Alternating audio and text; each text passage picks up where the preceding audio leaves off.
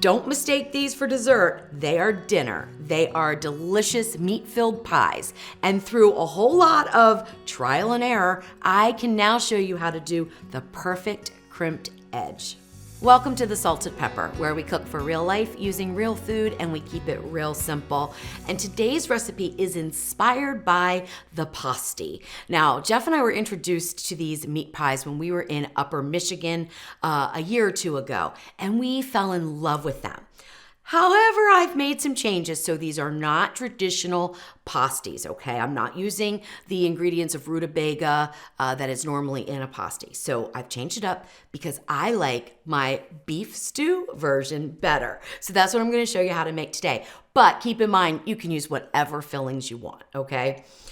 First, we have to make the crust.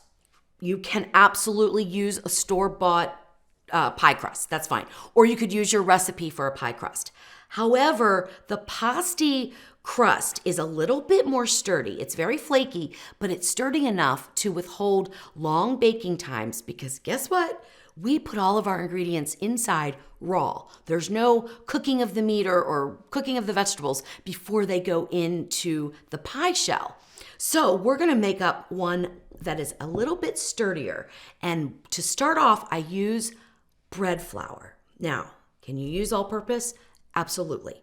What I found in my test batches, the difference between all-purpose and bread flour was in the ability to get a better crimp on the outside and reducing the likelihood of it tearing as you're folding it over. These are really full stuffed pies, and the pie crust needs to be able to kind of stretch, and the bread flour allowed that to happen more than the all-purpose. However, they are absolutely delicious made with all-purpose flour as well. So either one is fine. The difference will be the water amount that you use. Everything else will stay the same, but your bread flour may need a little bit more water than all-purpose, okay? All right, so let's get to the fat choices. So pie crust is basically flour, fat, a little bit of salt, and cold water, okay? And it's important when you're making pie crust to have your ingredients cold. So this is chilled butter, and this is chilled lard. So now that I've let that cat out of the bag, let me go ahead and talk about the lard. I really, prior to this, have never used lard in cooking. It's just not something I grew up with, but it is traditional in a pasty dough. So I decided to try it. Let me just tell you, it really made a difference in the flakiness of the pie crust. So I really urge you to use it. But you could also use Crisco, which is a solid vegetable shortening, or you could use all butter, okay? I use 3 tablespoons of lard, so it's a small amount of lard compared to the 8 tablespoons of butter. And it's a little bit above the ratios for a traditional short crust type of pie crust, okay? It's just a little bit more fat added because that was where I thought the best flakiness, browning, and flavor came in, okay? So 3 tablespoons. And I'm just going to use the end of this here to put that in. And it is cold. I did put it in the refrigerator for a little bit. I've made it with warm lard and cold butter, and it's worked out fine, okay? And then 8 tablespoons of chilled cubed butter. The reason why it's cubed, and I've sliced it, and I've even tried grating it. I don't really recommend grating it for this recipe. You can, but I didn't like the outcome. Cubes work the best for me, but slicing it also works. You just have to work in the flour a little bit. And then we add 1 teaspoon of fine ground sea salt or kosher salt. And honestly, I usually add this to the flour before I add the fat in, but I got ahead of myself. So add the salt in first, mix it up in the flour, then add your butter. Now we're gonna go in with no equipment except for clean hands. This is gonna be your best way of doing this. You can use a food processor if you prefer. But I like to do it by feel, and the first thing you're gonna do is take the butter and the lard and just toss it in the flour. So we're gonna coat every piece. Break up the lard a little bit into smaller pieces and then toss and coat again. And we're gonna do that, and then we're gonna go back in with our fingers and we're gonna break everything up, keep tossing in the flour until almost all of the flour has little pieces of fat in it. That is what gives us that flaky, beautiful, delicious pie crust. All right, now I'm gonna go in and start breaking these up a little bit. You want to try not to, of course, have too much of your body heat getting to the butter. That's why it's nice if you go in and then toss it in the flour again. If you are really warm-blooded, like my mom, when she would make pie crust, it would never turn out right. And she said it is because she transfers so much heat.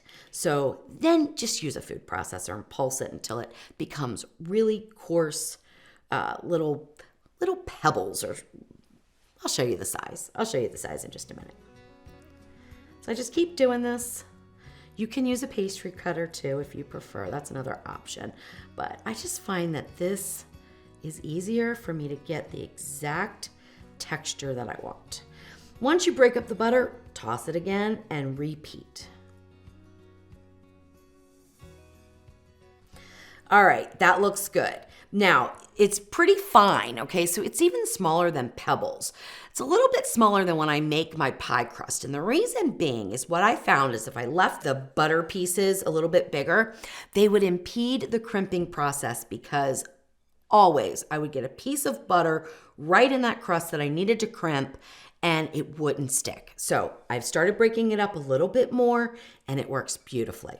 All right, now that mixture is completely done. So now we add our water. The water amount that you add will depend on how hydrated your flour is just from being in your house, okay? So there's no set rule. What I found is between 6 and 8 tablespoons usually does the trick. But if you need 9 or 10 to get it to the right consistency, then use 9 or 10, okay? And I have it chilled here, but I'm not gonna pour it right in. I could, because I've done it so many times, just keep the ice out, but I'm gonna measure with a tablespoon. Sprinkle it right over the top. Start out with about 4. You're definitely gonna need at least 4.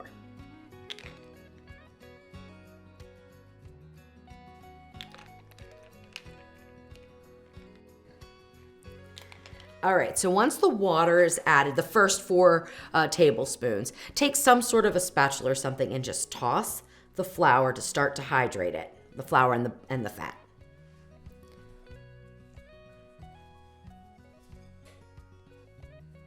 All right, so some of the flour is starting to bind together with the water, but we are not quite there yet. We still need to add some more. So I'm gonna add another 2 tablespoons. So that'll be a total of 6 right now. And do it again.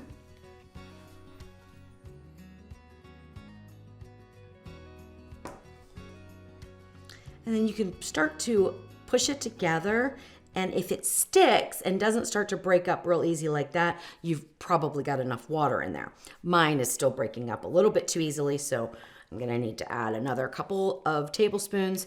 And usually my bread flour, when I'm using it instead of all-purpose, takes at least 8 to 10 tablespoons of water. Okay, now I'm gonna start back with my hands and really get in there. I'm not overworking the dough though, okay? So this is very gentle, just kind of tossing, because you don't want to really develop the gluten in your dough. The other thing that I have tried when I'm using bread flour especially is adding 1 teaspoon of vinegar. Some say that that helps to keep it tender. I didn't notice any difference, so I left it out of the final recipe, but you can certainly add that too. All right, we are almost there, but I think maybe 1 more will be good. And what I'm gonna do is pick up my big glob that's pretty much stuck together and then use my fingers with the stuff that's in the bottom to start to hydrate that with that last tablespoon. So I used a total of 9 tablespoons. And now I'm gonna put it out onto my pastry mat just to make sure that it's gonna all stay together. It's gonna look crumbly when you first take it out of your mixing bowl. That's completely normal. And then just take it. We're not gonna really knead it, but we are gonna kind of fold it together so that it holds together when we go to roll it.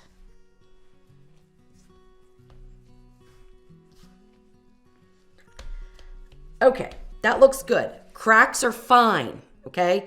That looks perfect. Now we're gonna wrap it in saran wrap and we're gonna refrigerate it for at least 30 minutes, but you could make your crust up the day before. Just keep it wrapped in saran wrap in the refrigerator until you're ready to use it and then bring it out, maybe 5 or 10 minutes before you're gonna roll it out.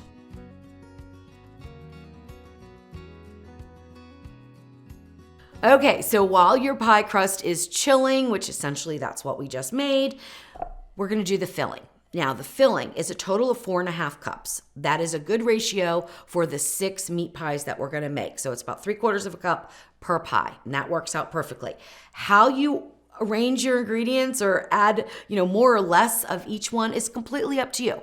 But I do recommend being meat heavy on this because that helps to produce the juice inside and keeps everything really, really lovely and tasty. So I start out with about 10 to 11 ounces of sirloin, 10 to 12 even. And it's 1.5 cups. And the way that they're cubed is in about 1/2 inch cubes. That is a good size because you'll still be able to fold over your pastry and they shrink up and they won't become too dry, okay, and tough as they cook in the oven, the air fryer, or I'm gonna use the combi today because it works brilliantly for this recipe. So start out with your meat. 1.5 cups is what I use. If you wanna back that down to 1, that's fine. Just increase your other ingredients so you have a total of 4.5 cups.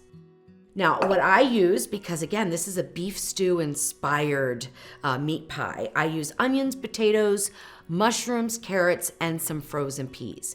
Traditionally, in a pasty, you would use rutabaga, potatoes, meat, and onions. That's it, okay? That is traditional. And in Cornwall, they're very strict about this. In fact, to make a Cornwall authentic pasty, you have to make it in Cornwall. So we are not doing that today because I am in Mississippi. So we're not doing that today. Changing the ingredients, making it my own. I encourage you to do the same thing so that you get the filling in the meat pie that you love. The way that you chop your vegetables is important because you want them a little bit smaller than the meat or the same size, okay? But I like to make mine a little bit smaller. So I start off with my mushrooms and I slice them down into little slices like this. And then I even slice them again and then chop them up, okay? Till they're about 1/2 inch, okay, in a little cube. All right, so now let me show you how I do the carrots.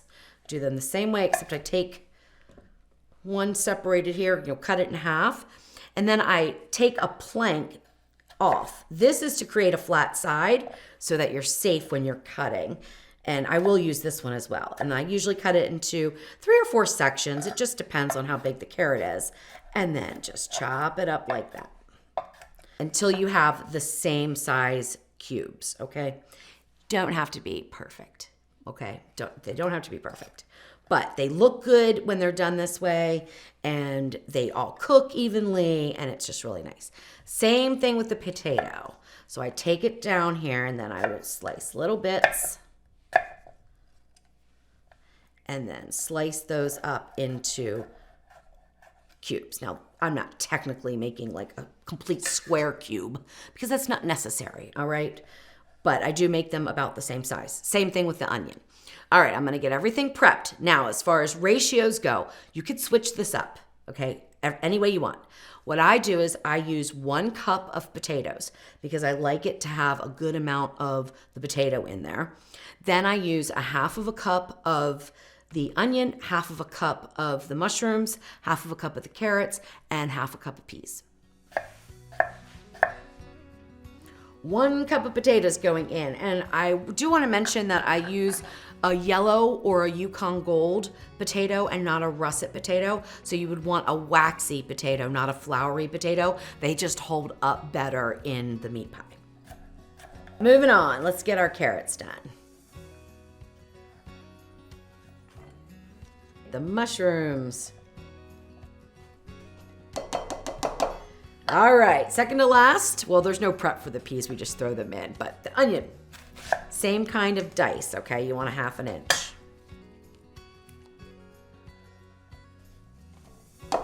Now, these are still frozen and they've even got some ice crystals on. I don't worry about that at all.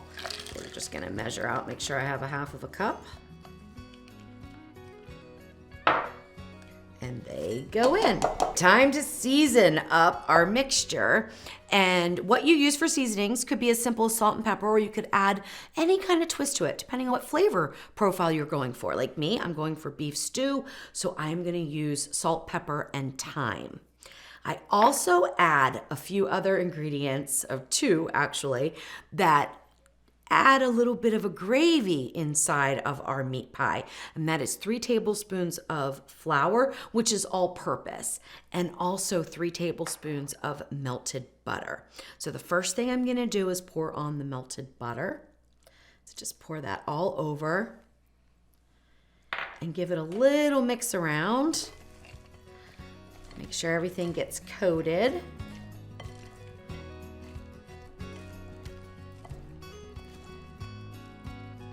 Some people, when they're assembling their pasties or meat pies, they will do it individually. Like they'll put their meat down, their onions down, their carrots down. And I don't do it that way. I like to just mix it up in a bowl. I think it makes it much easier. But if you prefer to do it the other way, you could do an assembly line, okay, of all your rolled out dough and then start layering in your different ingredients. But I like to do it this way. All right, I have 1½ teaspoons of fine ground sea salt, 1½ teaspoons of black pepper, and 1/2 teaspoon of thyme leaves, okay? That is completely up to you. Now let me talk about the salt and pepper because I've tried various amounts of them. I've tried using just 1 teaspoon of salt. It was not enough to really bring out all the flavors in the meat pie. I've tried 1 teaspoon of pepper. That is good for most people. I like mine to be a little peppery, so that's why I go with 1½. So use your judgment on that, all right? And then 3 tablespoons of all-purpose flour going in, and we're just gonna mix this up until it's combined.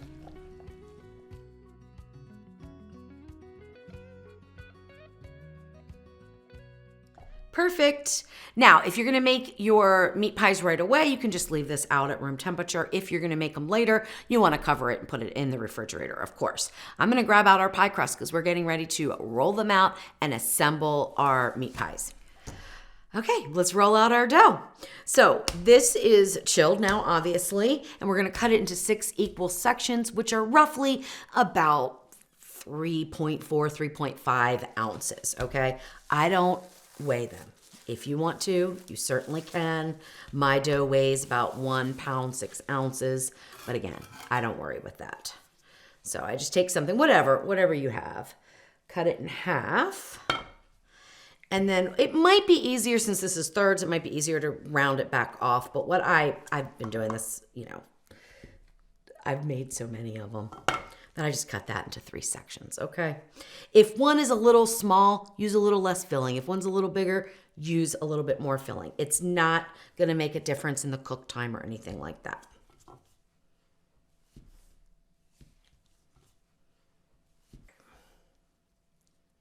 Now, it's probably a good idea, especially if you're not used to working with pie crust, to just wrap these back up a little bit, just to keep them from being exposed to the air, and they kind of can get a little hard. If you're gonna really take your time, put them back in the refrigerator, okay? All right, so you're gonna take your pastry dough, put a little bit of flour down. You don't need a lot, but you wanna make sure that your rolling pin doesn't stick. Then kind of form it into a little bit of a disc. Just gonna make it a little bit easier to roll out. Don't worry if the edges are a little craggly, if that's even a word. That won't make any difference whatsoever. So put some flour on top, grab your rolling pin or whatever you're gonna use to roll out your dough, and then just start rolling in one direction, flip it, roll in the other direction. You're gonna see all this nice fat dispersed throughout the dough, which is exactly what we want. Flip it frequently because as it gets thinner, it might tend to stick. You don't want it to stick to your surface.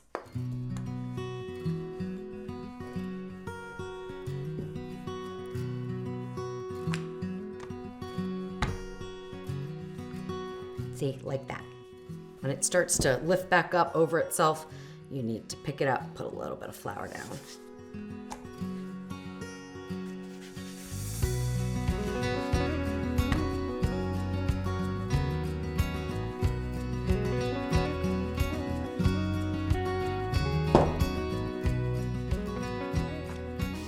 like to get it about 1/4 of an inch thick. And again, I don't worry about these edges. We're gonna clean those up later.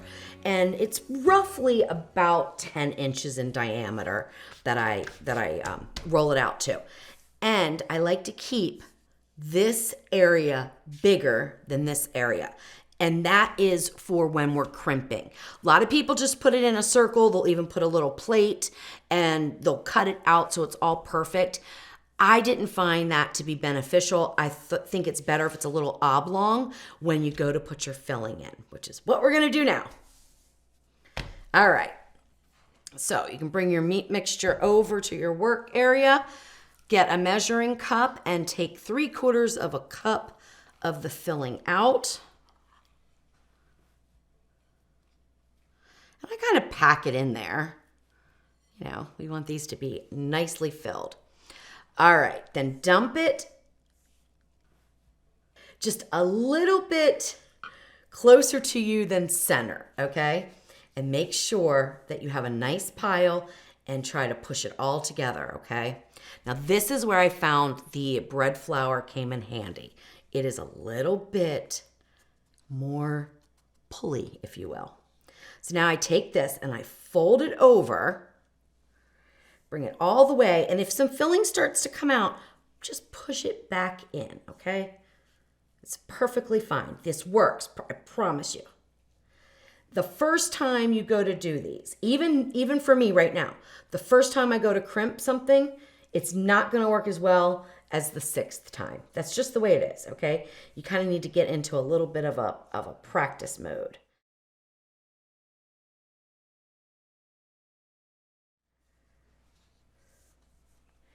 All right, so once you have your dough folded over, then go around with your hands and sort of reshape and press down your pie crust.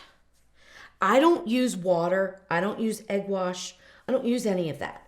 I did not find it helpful, okay? You absolutely can if you want to try it. I found that when I used water, it just got too wet, it wasn't crimping right, so I skipped all that. Now I push it all down to seam it back together, and I've got this really funny looking meat pie, but it's gonna turn out perfectly. Flour your surface just a little bit, okay? Because you wanna be able to turn this as you go. That I found was imperative for getting the right crimp. Okay. So make sure you've got there on your little lightly floured surface. Then you can take your fingers and you want to go about 2 fingers wide. Now everybody's fingers are a little bit different, so I would say it's probably about 2.5 inches maybe. And just sort of trim up, but down here, don't trim anything. Okay, leave that, even though it looks a little funny. You can trim right there, but here you need as much of width as you can get, okay? This even looks a little bit short. I could have probably rolled it out just a little bit thinner. All right, same thing on this side. We're just gonna kind of clean that up a little bit. What that does too, when you cut it, it also helps to seal in everything. All right, now another thing I'm gonna tell you, you're gonna have probably 1 or 2 that leak. Don't worry about it. Still works out fine. All right, starting with whatever edge you're comfortable with. I am right-handed, so I'm gonna use my left hand to kind of provide the stabilization for the crimp and my right hand to crimp it. So if you're left-handed, you might do this the opposite way. So put your finger here, take the edge, pull, again, this is the bread flour, makes it a little bit easier to do this, and wrap it over your finger and push. Put your finger in the spot that you just pushed and do the same thing. Okay? And we just go all the way around like that. And I find it to be easier if I always have it in the same position like that. So over your thumb and push. Over your thumb and push. And then your thumb goes right back in to that spot that you just pushed. You do it again. Now see what I mean here about we're a little short here. I'm gonna pull it out as much as I can and try to get it over. Not quite. Like I said, the 6th one will be perfect.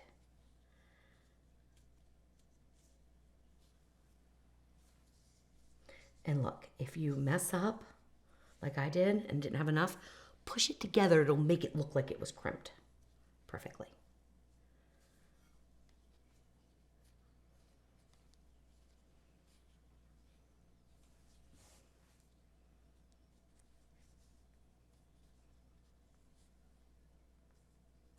Now, is this the only way to crimp them? I'm sure not. Is it even the right way?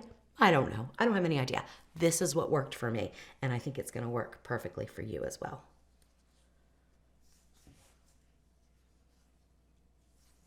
All right, there we go. Not too bad. Now, one thing I'm going to tell you is I got a little cut here. That's fine. It's going to leak a little bit. It's fine. I'm not going to worry about it. And I also have one carrot in my crimp. Not going to worry about it. Don't stress over these, okay? All right, so that one's done. If you need to kind of shape it back up a little bit, you can just kind of move it like that. And that one is all done. And I repeat that for all of them.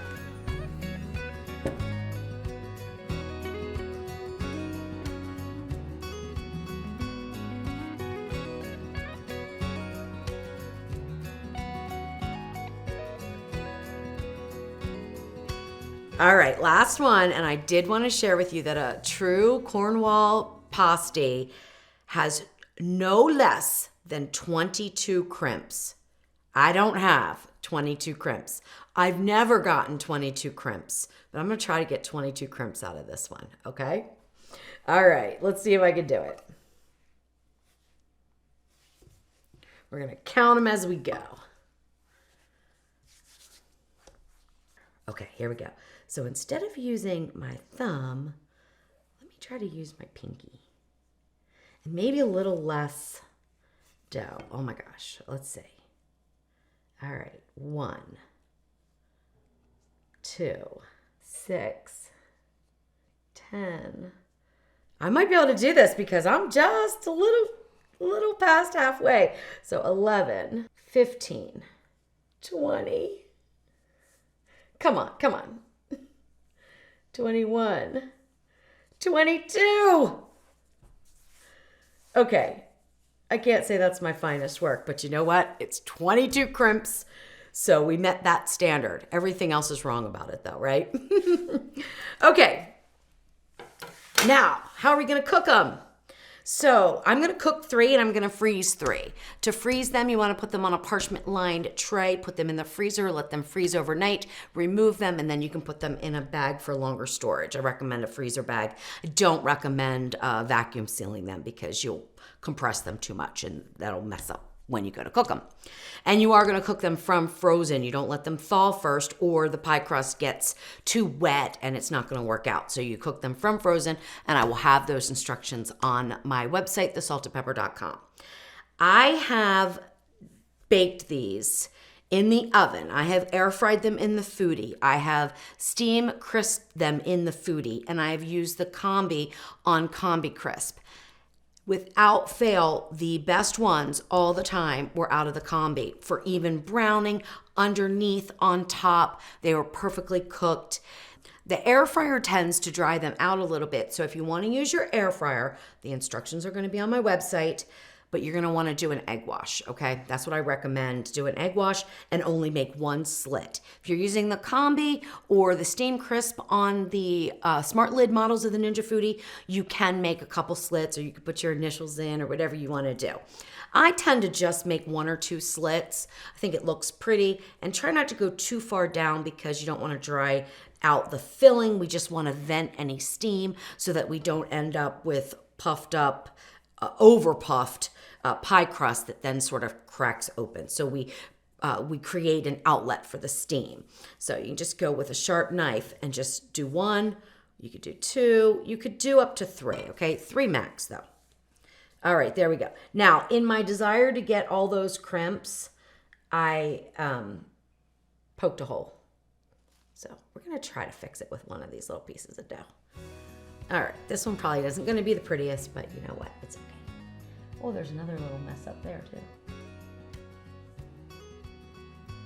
So let's do some Band-Aid work there.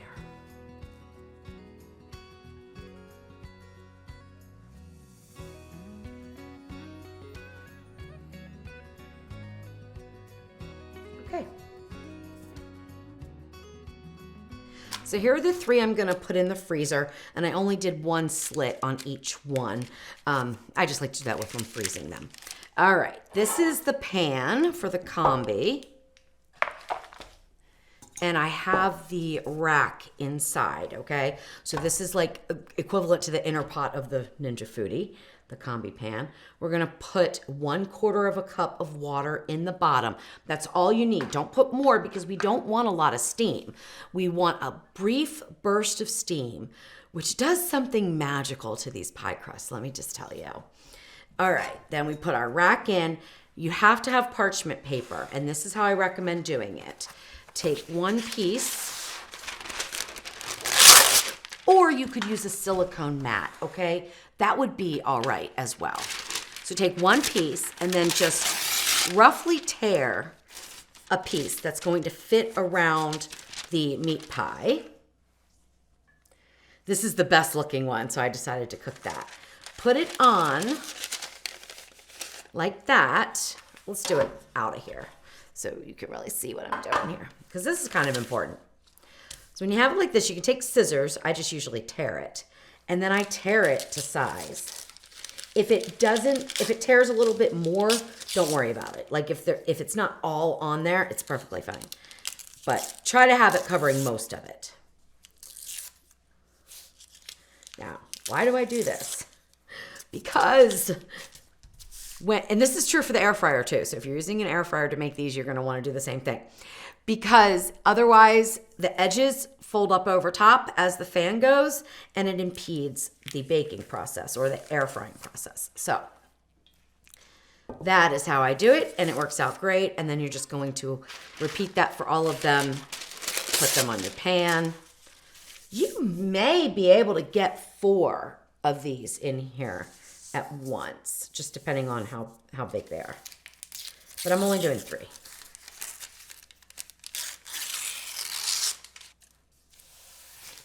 And they're sturdy, okay?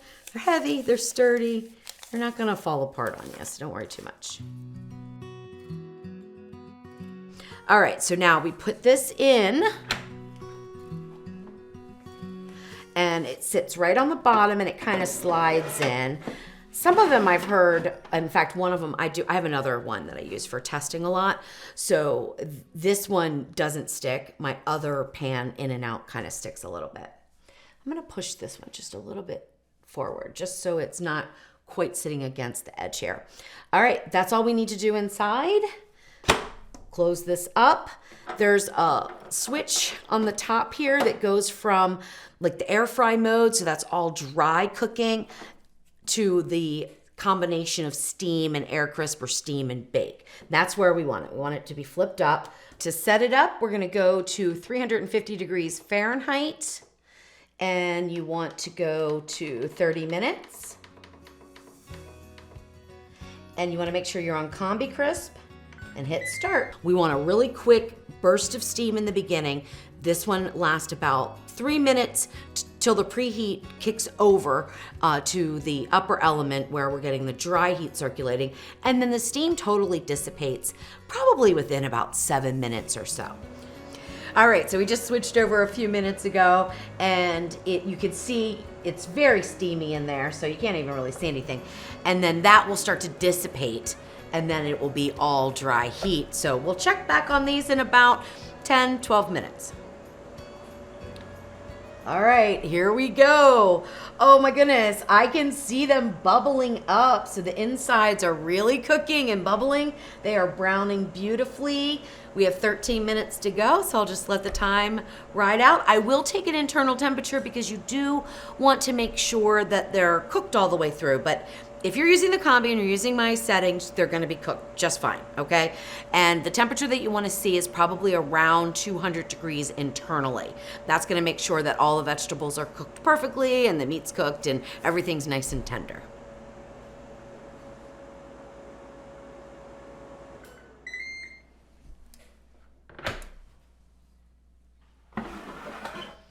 Ooh, they are gorgeous. Gorgeous. Oh my gosh, they smell amazing. Amazing. All right, so let me go ahead and I'm gonna take them off of the parchment now. Put them on a cooling rack. You want them to definitely be on a cooling rack so that they don't steam on the bottoms. And as soon as I can touch one, I will show you the bottom. So we're gonna put these right here and let them cool for a minute. But just in case, and I'm just gonna stick this back in here so I can have some room. Now, for everyone that's worried that they are putting raw meat and things into a meat pie and then cooking it from raw, because that could be kind of a different thing for some people. It was for me, and I was a little nervous about it, to be honest. I was like, is it really gonna cook? And I thought that I wouldn't be able to cook the pie crust for a full 30 minutes, right? But you can. See, they look beautiful. And the internal temperature is gonna be above 200 degrees, and you can poke around and definitely everything is cooked just fine. All right, let them cool for about 10 minutes at least, because they're gonna be so hot inside. One last thing I wanna point out is about this one. I cut this slit a little too deep. I cut this slit not deep enough, and this one I cut, but I didn't hardly cut it at all. So this large slit that opened up will end up kind of drying the filling out a little bit more. This one looks really good. So just try to make your slits just kind of shallow so you're not going way down into the filling, and that way it won't spread quite as much. But they look amazing. The little bit of juice that comes out, it's just flavor. It's gonna be absolutely amazing. Oh, I can touch them now so we can see. Look at the bottom. Nice and crisp. All right, 10 minutes to dinner time.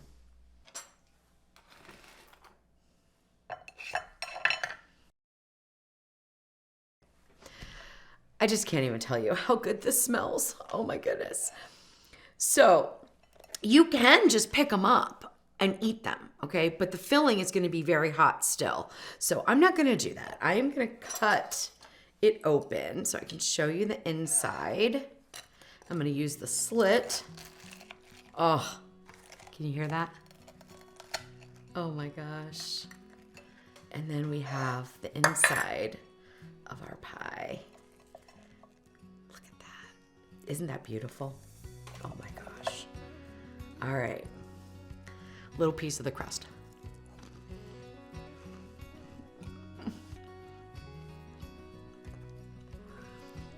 It's amazing. Absolutely amazing. I love the combination of the lard and the butter for this. Now don't try it with anything sweet, because I did try to use up some pastry crust that I made this way with something sweet. It didn't work, but it's really delicious this way. I mean, it worked, it just didn't taste that good. But this, amazing with something savory. All right, let me dig in. I mean, look at how flaky that is. Oh my gosh. Oh, this is so perfect. And it is stew-like inside, right? Thick, but not dry. That's what's so important. Oh my gosh.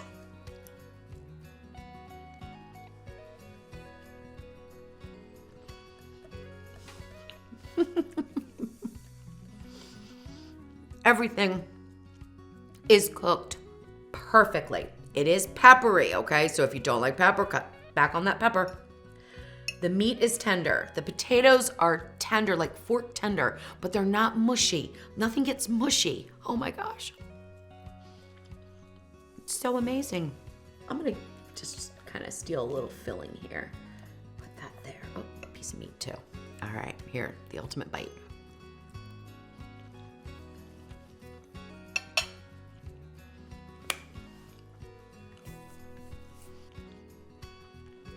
I love these so much.